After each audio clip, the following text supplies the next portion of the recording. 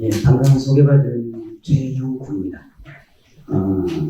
제가 오늘 말씀드릴 것은 개동 선생님의 소재에서 함께 생활하셨던 무기 활의 조선시대에 어떤 의미가 있느냐에 대한 부분을 좀 이야기 드리겠습니다. 일단 여기 사진에 등장한 사람이 접니다. 말을 달리면서 활을 쏘고 있는 모습들이고요.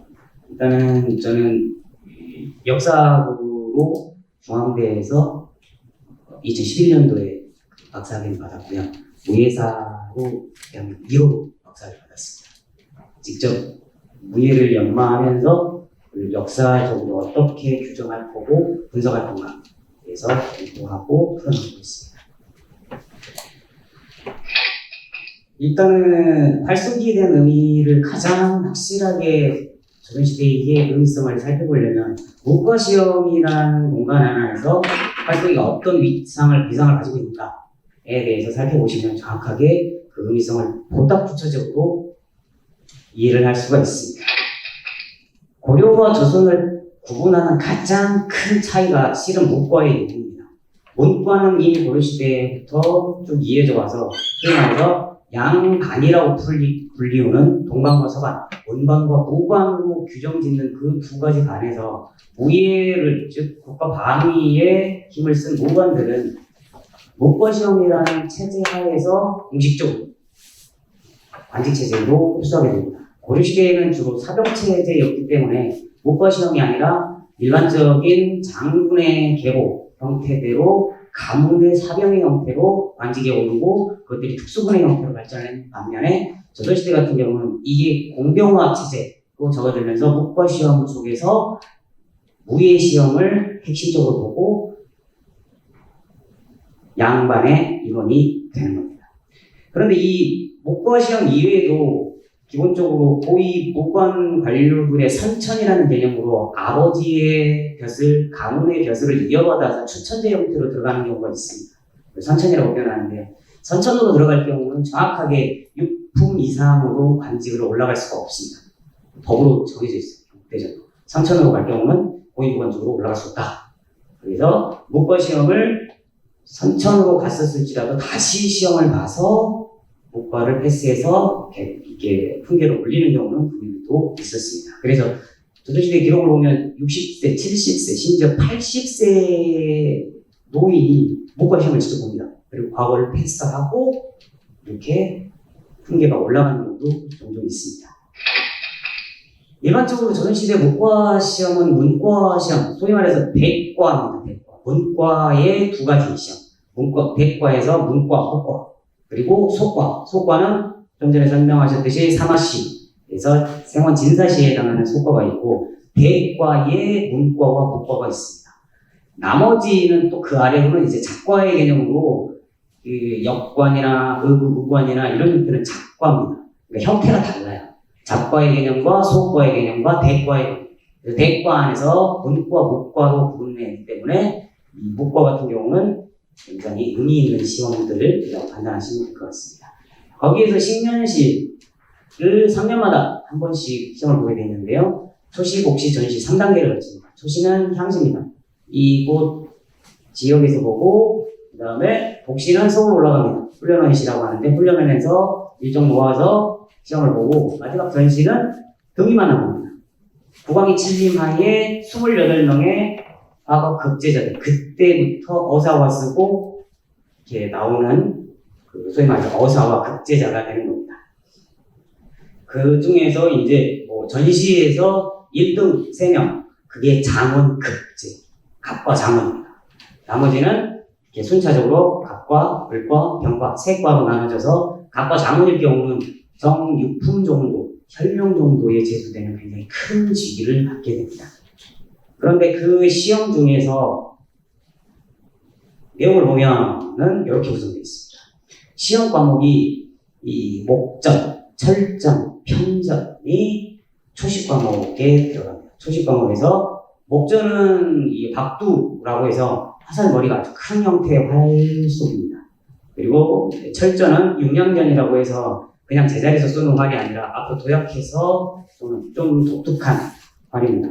일반 화살에 비해서 약 한 4배에서 6배 정도 더 크고 무거운 화살을 쏘는 조선의 특수한 활수입니다. 그리고 편전은 애기살, 동자살이라고 표현을 하는데 일반 화살에 비해서 최소 잡을 경우는 한 손뼉 정도까지 잘라집니다. 대롱에 놓아서 쏴서 여러분들이 영화의 최종병기 8에서 이 대롱에 나서 상대방 잡는 그 화살이 조선의 무기 편전입니다. 그 편전까지는 보사의 개념입니다. 땅에서 쏘는 개념이고, 그 다음에 이제 기사, 말을 타고 쏘는 부분 하나, 그 다음에 기창, 말을 타고 창을 쓰는 거, 그 다음에 격부, 말 타고 공놀이 하는 부분들이 초식 과목으로 시험입니다. 이 초식 과목을 향시라고 해서 지방에서 볼 때는 강서 이론 시험이 없습니다. 그런데 여기에서 합격을 하려면 이제 복시로 올라가야 하는데 훈련시를 치르려면 위에 동일한 요 사람들의 자원이 사서오경 중에 하나, 모경식서 중에 하나, 통감, 병경, 무경, 장간바위, 소학 중에 하나를 선별을 해서 인문고강의 형태로 시험을 봅니다. 인문고강의 형태는 다 외우는 겁니다. 몇째 줄 거기에 대해서 설명해 보세요. 그러면 그 부분에 대해 그 문장을 외우고 그 문장에 대해서 귀하나 어떻게 생각을 합니까? 그러면 그 문장에 대해서 얻는 겁니다. 쭉 그런 방식으로 시험을 보고 마지막에 이 전시에서는 국왕이 칠림하에 직접 과거 시험의 최종 끝인 전시를 보게 된 겁니다. 이때 보통은 이 국왕이 직접 어사화를 내려주고 그 다음에 방방이라는 행사를 통해서 직접 술을 내려줘서 그걸 가지고 3일 요각라고 해서 말 타고 자기 고향에 어사화 쓰고 고향 방문하는 금이환양이라는 표현이 거기서 등장을 하는 겁니다. 어서 꽃 날리면서 장원급제했습니다 라고 고향 가는 것들. 그런데 여기 안에서 보듯이 목과 시험에서의 핵심은 활쏘기가 핵심입니다. 이 목전과 철전과 편전, 이 보사의 기본 개념에 서 있는 활쏘기, 그 다음에 기사, 말을 타고 쏘는 활쏘기.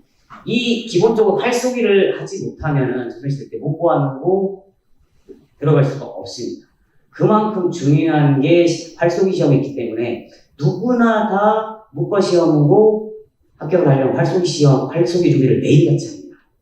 특히나 문관들 같은 경우도 활쏘기를 매일같이 하는 경우가 많았습니다. 대표적인 게 주례에 6예라고 해서 지서, 사, 수 기본적으로 그 활쏘기, 그 다음에 말타기, 그 다음에 시집기, 산수라기 등등, 그 다음에 그림 그리기 등등 이러한 기본 문관의 기본 자질 안에서도 활쏘기가 문인의 체력을 키우고 그 다음에 더 자기 마음을 다스리는 심하게 단계까지 화를 끌어올리는 게 조선시대의 활쏘기의 가장 핵심적인 내용이었습니다. 조선시대 문지 국왕임에도 불구하고 가장 많은 문집을 남긴 정조의 같은 경우도 활쏘기를 성학이다 라고 표현할 정도로 이 활쏘기 자체가 하나의 이 몸과 마음을 함께 다스리는 형태의 핵심적인 도구로 생각을 한 겁니다. 이 보사의 기본 개념에서 관역은 기본적으로 이 솔포라고 해서 포에다 쓰는 겁니다. 일반적으로 아시듯이 뭐 관역에다 탁선에 탁 박히는 개념의 활의 개념이 아니라 포의 형태에 맞춰서 툭 떨어지는 형태. 그 다음에 이 과거 시험에서는 일반적으로 쓴 게 일반적으로 이런 돼지, 시자를 쓰는데요. 이 시우를 활용하게 됩니다. 그리고 문관들 같은 경우는 미후라고 해서 술록의 얼굴을 활용하고요. 국왕은 웅후라고 해서 곰의 얼굴을 쏘게 됩니다. 그리고 중국의 천자는 호후라고 해서 호랑이 얼굴을 쏘게 됩니다. 각 자기 등급에 따라서 자기 위치에 따라서 활쏘기 형태가 달라집니다. 만약에 다른 그림을 표적을 썼다. 대역죄인이 되는 겁니다. 일반 평인이 호랑이 얼굴을 가끔씩 사극에서 쏘기도 하지요. 대역죄인입니다. 기본적으로 보시는 이런 편전, 그 다음에 끝이 뭉툭한 박두, 그 다음에 굉장히 일반 화살보다 큰 철전의 형태들, 이게 보사의 핵심적인 형태의 과목들입니다. 지금 이 철전을 중심으로 제가 글은 보내드렸는데요. 철전 같은 경우는 제자리에서 그냥 쓸 수가 없습니다. 활 자체가 한 사람이 당길 수가 없을 정도의 크기여서 제자리에 섰다가 앞으로 튕겨 나가서 도약하듯이 활을 쏘는 게 철전사법의 아주 독특한 특성입니다. 그냥 제자리에 쏘는 것들이 아니라 반동, 앞으로 튕겨나가는 반동력을 가지고 활을 쏩니다. 여러분들이 많이 보셨던 그 김홍도의 활쏘기라는 그림, 기억을 한번 내시면, 한 사람이 이렇게 활을 가르쳐주고 있고, 이 사람이 되게 발을 어정쩡하게, 엉거주춤하게 해서 이렇게 손을 빼고 있는 활쏘기 그림이 있거든요. 그게 조선시대 대표적인 용량로 철전쏘기 그림에 해당합니다. 그 사람 활 잡는 손을 보면 일반적인 형태의 활 잡는 손보다 훨씬 크고 활 장느낀 모습이 그려지는 게 확인이 됩니다. 그것들 보시면은 활장갑의 특성들 바로 이어서 보실 수가 있습니다.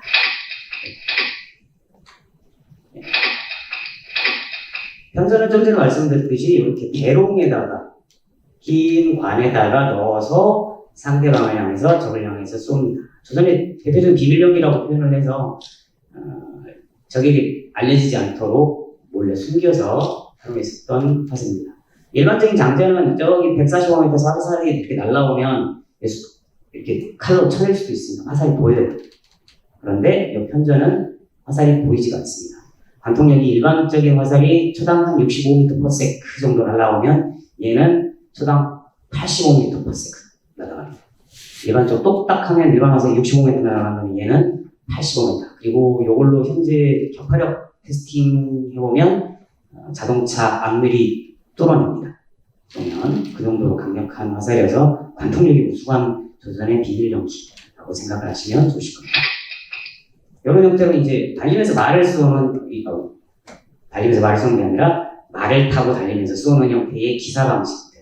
조선시대 때 방식 중에 국가시험 방식은 이런 형태로 하나 둘 셋 넷 다섯 하나 둘 셋 넷 다섯 좌우로 지그재그 방식으로 말을 달리면서 활을 쏘게 됐습니다. 이쪽에 홍표, 이쪽에 홍표, 백표, 홍표, 백표, 홍표, 백표. 그래서 맞으면 빨간 깃발 붙이고 안 맞으면 이 하얀 깃발 징치면서 표시를 확인을 합니다. 그래서 이 좌우에 배치한 이유는 왼손잡이와 오른손잡이의 배열을 맞추기 위해서 시작점을 맞춰서 시험을 보게 됐습니다. 그런데 아주 독특한 게 조선시대 때 이게 대전통편의 자료인데요. 무관 당상관에서 무관 당하관의 사이 시험을 보면 당상관과 당하관은 조선시대 때 굉장히 중요한 차이가 있습니다. 그러니까 당상관이면 정삼품 정도의 풍계, 상품이 당상관과 당하관의 구분을 하는데 여러분들이 사극에 보시면 이 대신들 중에서 이렇게 앉아서 부엄 앞에서 앉아있으신 분들이 당상관들이세요. 그 뒤쪽에 이렇게 서서 조아리고 있는 이분들이 당하관입니다. 당상관과 당하관은 하늘과 땅의 차이입니다.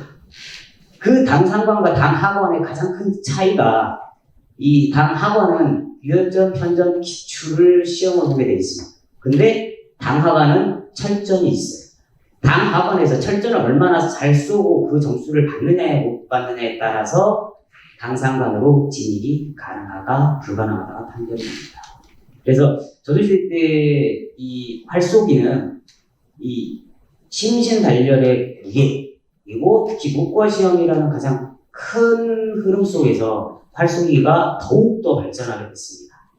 특히나 이 유교를 건국기념으로 삼아서 불교와 대응하는 새로운 담론의장을 만들기 위해서 목과시험을 통해서 특히 거기에 강서시험이 추가되면서 유교 이론을 겸비한 무장의 대출을 핵심으로 조선의 문인들이 성장하게 됩니다.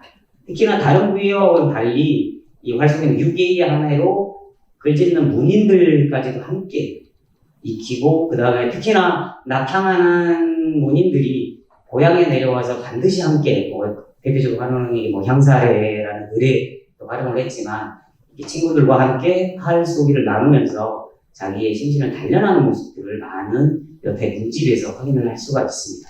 대표적으로 영경제 전집에서도 그런 모습들이 나타나고, 이 조선시대 때의 가장 보편적인 무예이자 심신활동을 원활케 하는 운동 형태로 자리 잡은 게 바로 활쏘기였습니다. 우리나라 활하고 조금 비교되는 부분들인데요. 일본어 활이 이렇게 큽니다. 문화적 차이이긴 한데 우리나라 활은 굉장히 작습니다. 작은데 강하고 이쪽은 큰데 약합니다.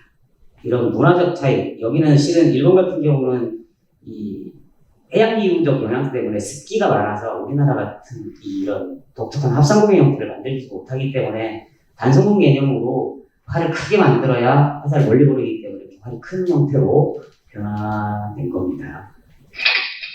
얼마나 크냐면 활 잡으면 가운데 센터를 잡지 못하고 그 아래를 잡을 정도까지 이렇게 큰 형태로 변합니다. 특히나 부광과 함께 쏘는 이 대대 중에서 이 대사대 여기 이제 부광이 앉아서 함께 신하들과 활쏘기를 나누면서 이렇게 의례적으로 발전하는 모습들도 가장 대표적으로 보입니다. 지방에서는 향사대 그리고 중앙에서는 대사대가 있었다라고 생각을 하시면 됩니다. 조선의 기병의 무장 기본 상태입니다. 한곳 쇠돌이깨입니다. 쇠돌이깨에 기본적으로 그 동계의 시로 그다음에 환독 활용하는 걸 기본적인 무장 형태로 가지고 있고요. 이런 형태로 조선시대 때 전투에서도 활용했었던 게 활쏘기고 그 다음에 본인들이 심신수양의 도구로 활용했었던 게 바로 활쏘기였다라고 정리할 수가 있겠습니다. 감사합니다.